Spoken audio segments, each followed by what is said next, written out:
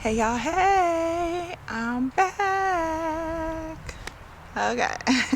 So y'all, please excuse my last video. My wonderful husband reset my camera so that when I'm out in the sunshine like this, I am not washed out. And the tracker was set and I forgot to hit the tracker again for the new video. So forgive me. I want to say that I am so grateful. I know God is about to do extraordinary things. So I want to take a moment to appreciate my 65 subscribers, okay? Because it's about to jump, but I want to let y'all know that I appreciate y'all being here, subscribing, and rocking with me when nobody else was, okay? Let me say that before we get on to the rest of the message, okay? Anywho, okay. I have just been in such a joyous place. I have been just overwhelmed in joy, okay? And yesterday the message was having a heart like David. So we all know David did some things, okay? David did some things, okay? And he knew, but you know how, but you don't know. Nathan came to him and it pierced his heart real strong, and then he fell before God, asked for forgiveness. But, so, read Psalms 51 if you haven't. But,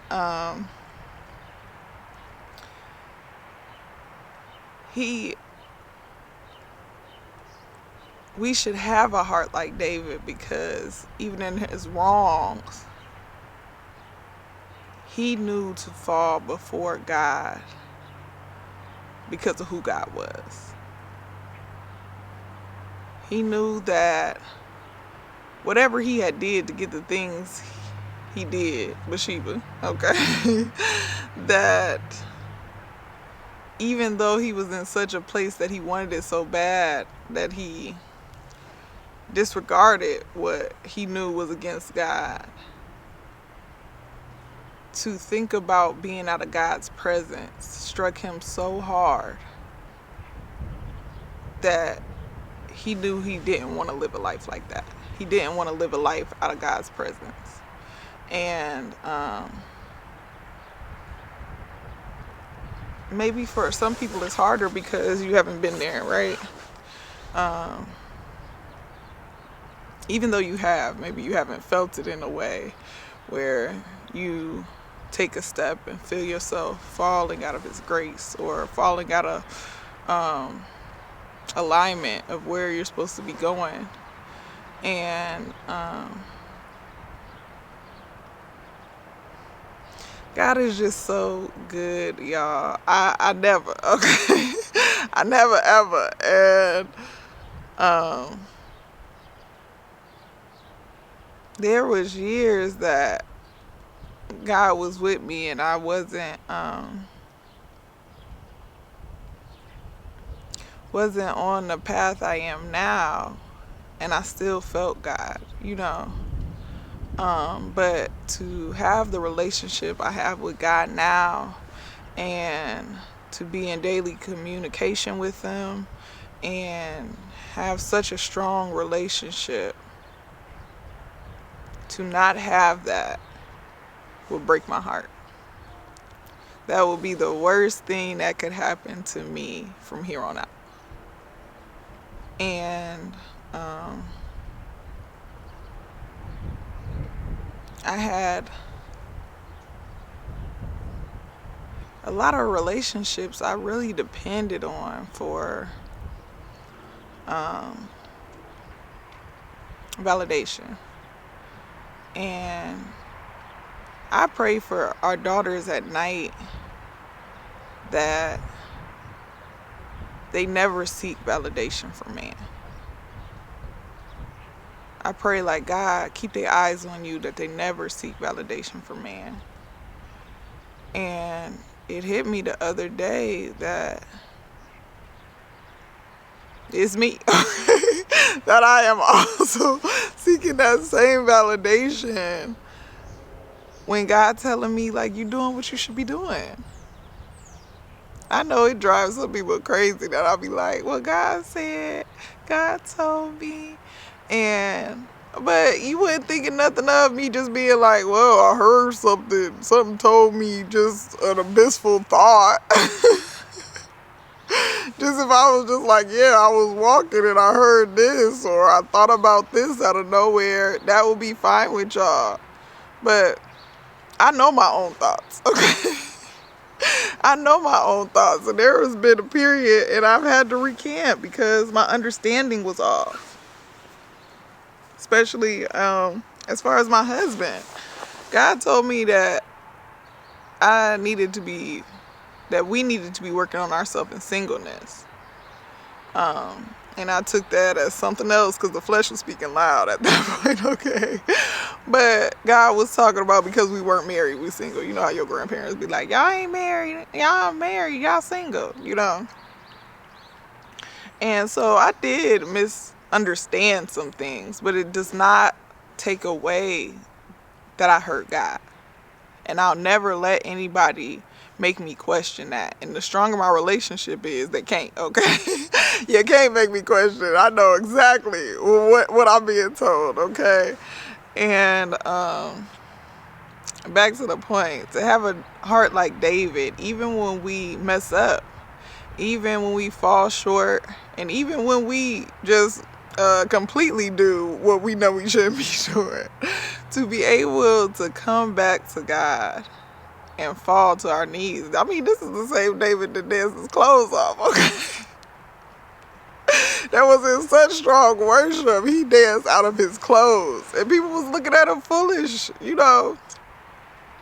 But lust is a thing, right?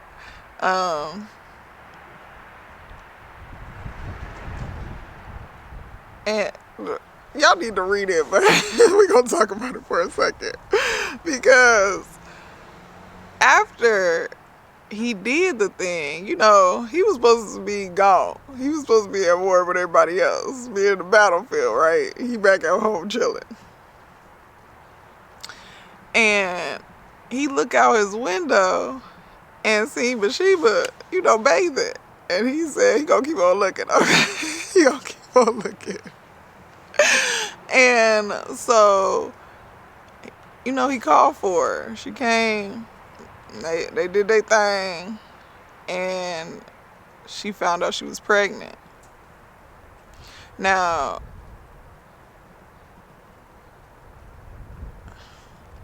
David know he was wrong, but anyway, to cover up the pregnancy, David gonna try to call Uriah back, like, bring him here, you know, bring him off the battlefield, bring him here. Tried to lure him in, have him come to dinner, get drunk so he can go home and they can just cover up that the pregnancy was from him, but have him thinking that it was his baby, right?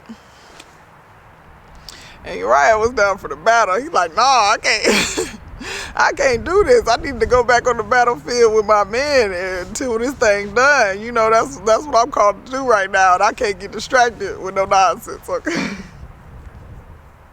So Uriah went back out there, and David said put him on the front line so he could be murdered, so he can just kind of cleanse his hand of having to deal with it.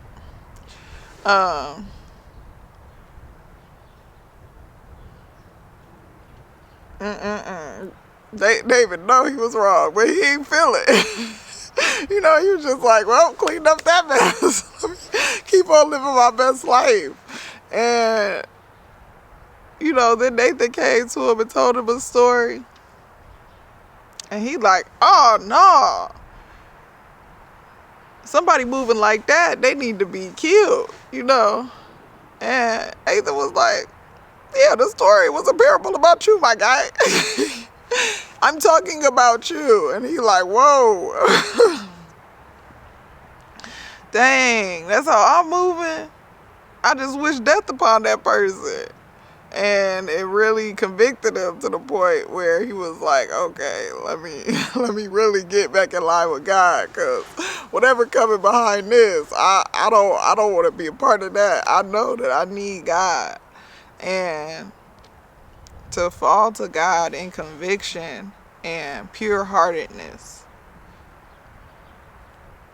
You know, not going to God being like, well, I want this thing, so let me get back on good graces. So when I pray, I can get this money, or I can get this house, or I can get this car. But falling in a conviction of like, God, I don't want to do nothing without you. Like, I know if you're not in it, I don't want to be in it. Like, if you ain't part of it, I ain't trying to be there neither. That kind of conviction is what David felt to make him fall to God and say, clean me up. Give me a new heart. And yeah, guys, I feel like that was something that needed to be shared a little broader. And something else is on my heart to be talking about, but I feel like we gonna save that one because it need a little more. Need a little more time. I know y'all be like, oh, her videos be so long. God working with me on it, okay? We getting them messages out clear and straight, okay? So, yes, y'all, work on having a heart like David. I know what I deserve. I know what you deserve. I love y'all.